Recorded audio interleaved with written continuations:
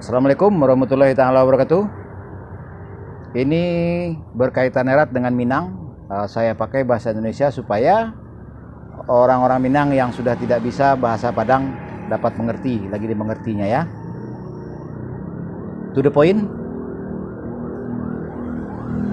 Sehubungan nama-nama suku di Minang itu maupun gelar Pangulu, Datuk, gelar Malin, ya, juga gelar-gelar para Sumando, tanpa kecuali aturan susunan adat sebatang panjang, adat selingkar nagari, macam-macam.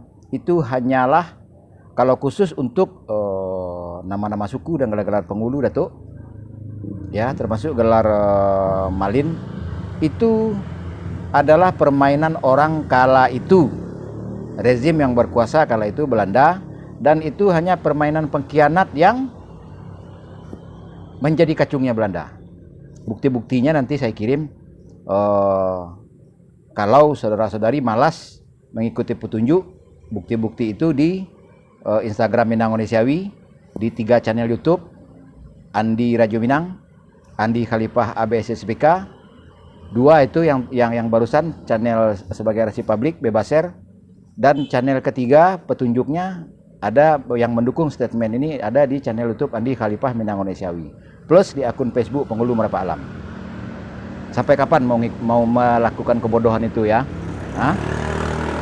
Mari kita bicara baik-baik.